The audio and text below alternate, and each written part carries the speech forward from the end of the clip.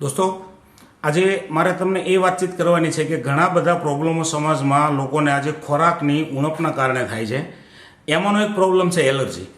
લોકો દવાઓ લઈને થાકે છે અને છેલ્લે એનું નામ, એ બીમારીનું નામ આવે છે એલર્જી, કે દવા લેતા સારી થતી નથી. એક એવો જ કેસ હું તમને બતાવી રહ્યો છું સુરતની અંદર. બેનને આપણે એમનું પોતાનું એડ્રેસ પૂછીશું અને પછી એમની પ્રોબ્લેમની જાણકારી એમની પાસેથી મેળવશું. નમસ્કાર. નમસ્કાર. શું નામ છે તમારું? મારું નામ હર્ષાબેન છે. તમારું સુરતનું એડ્રેસ શું છે? કામરેજ 4 વિસ્તાર, કામરેજ ગામ, કુમકુમ સોસાયટી.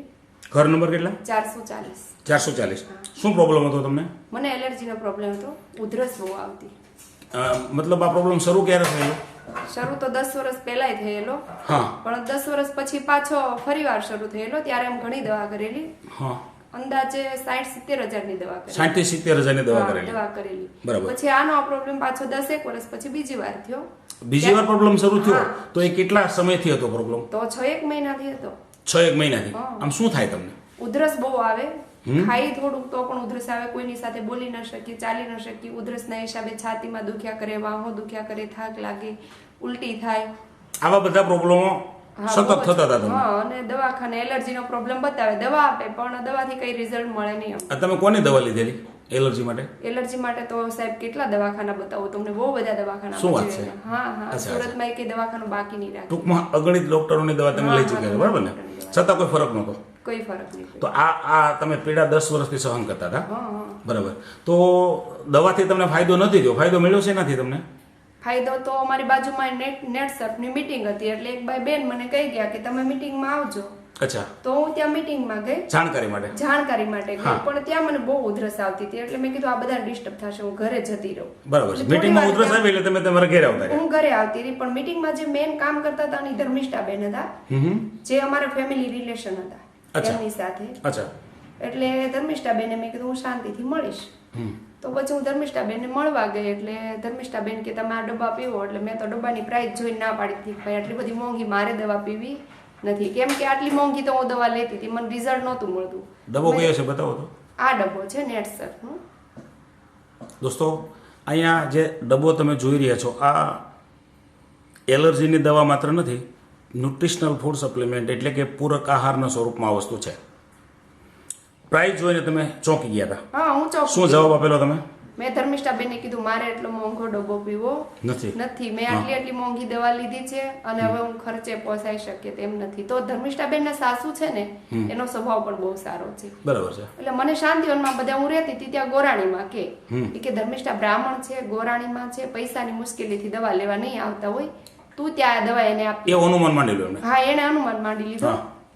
અને પછી ધર્મિષ્ઠા બેન મને 6 ડબ્બા લઈને આપવા આવ્યા. અચ્છા. એટલે 6 ડબ્બાની પ્રાઇસ તો કેટલા બધા પૈસા થાય? 4800 રૂપિયા. હા, મેં કીધું મારે લેવી નથી. અચ્છા.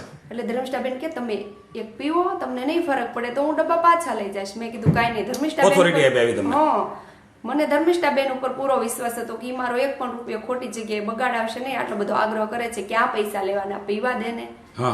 એટલે મેં ડબ્બો ચાલુ કર્યો તો 4 દિવસ 5 દિવસ સુધી મને બહુ જ ઉલટી થઈ, બહુ જ ઉલટી થઈ. હા, બરાબર. ટૂંકમાં અંદર જે કઈ કચરો પડ્યો તો, ટોક્સિન પડ્યા એને બહાર કાઢી. ઉધરસમાં ફેર ન પડ્યો, વોમિટ બહુ થઈ, પણ મારું શરીર એકદમ હળવું હળવું થવા માંડ્યું. બરાબર છે. એટલે મેં કીધું લાઈને પીવા દે. પાછું મેં વધારે પીધું. મને 10 દિવસ કે 15 દિવસની અંદર ઉધરસ નામથી વહી ગઈ.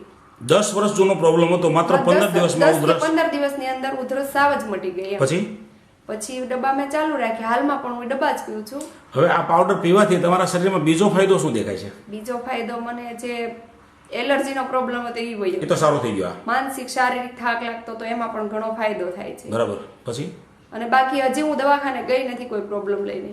બરાબર છે. ટૂંકમાં પ્રોબ્લેમ તમારા તમામ સોલ્વ થઈ ગયા છે? હા, સોલ્વ થઈ ગયા છે. બરાબર છે. તો મારી રોગ પ્રતિકાર શક્તિ વધી ગઈ છે. બરાબર છે. આ બાકીના એ પણ બધા ફાયદા છે. એલર્જી તો સારી થઈ ગઈ છે. એલર્જી સારી. મિત્રો, તમે જોઈ રહ્યા છો બેના ચહેરાની ચમક છે કે ખરેખર એલર્જીના દર્દીને તમે જોશો તો તમને આઈડિયા આવશે કે આટલી એના ચહેરાની લાઇટ નથી હોતી. બરાબર. બીજું, તમારા ફેમિલીની અંદર નેટસર્ફની બીજી કોઈ પ્રોડક્ટ ઉપયોગ કરે છે કોઈ? હા, મારા બાબાને પછી મોઢા ઉપર બહુ ખીલ જેવા ડાઘા હતા. અચ્છા. તો મારા બાબાને મેં કીધું બેટા તો આપી જ નહીં મમ્મી, મને કઈ નહીં ફાવે એમ કે આવું હોર્લેક્સ ને બોર્નવિટા પીવા વાળા ભાઈ, એટલે જાહેરાતની વસ્તુ પીતો હતો એટલે કે નથી પીવું. મેં કીધું આ કઈ આમ નહીં પીવે. એટલે છુપાઈને હું ડબ્બામાં થી 2 ચમચી દૂધમાં નાખી દઉં. બરાબર. ચા હોય તો અંદર નાખી દઉં, પણ ચા અને દૂધ મિક્સ કર્યું હોય ને એમાં હલાવીને પીવડાવી દઉં એટલે એને 10 દિવસમાં ફરક પડી ગયો. મમ્મી કે હું ટ્યુબ નથી લગાવતો તો એ મને સારું થઈ ગયું. મેં કીધું બેટા ટ્યુબથી નથી સારું થયું, આ ડબ્બાથી સારું થયું છે. કયો ડબ્બો? આ ડબ્બો નેચરામૂળ ચોકલેટ છે, બાળકો માટે કમ્પ્લીટ બનાવેલો છે. બરાબર, બાળકો માટે કમ્પ્લીટ બનાવેલો એક ડબ્બો છે. તમારો બાબો ક્યાં છે? મારો બાબો અહીંયા. બેટા આવો તો અહીંયા. દોસ્તો, અહીંયા આપણે આ બાબાનો ચહેરો જરા જોઈએ. આ એ બાળક છે કે જેના ચહેરા ઉપર અત્યારે એક પણ ડાઘ નથી. થોડી સ્માઇલ આપતો.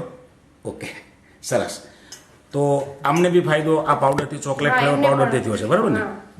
ત્યાર પછી મેં હોર્લિક્સ બોર્નવિટા બધું જ બંધ કરી દીધું છે અને માત્ર માત્ર આ પાવડર. બેટા, તને આ પાવડર લેવાથી શું ફાયદો થાય છે? મોઢા ઉપર ખીલ સારા થઈ ગયા. બીજું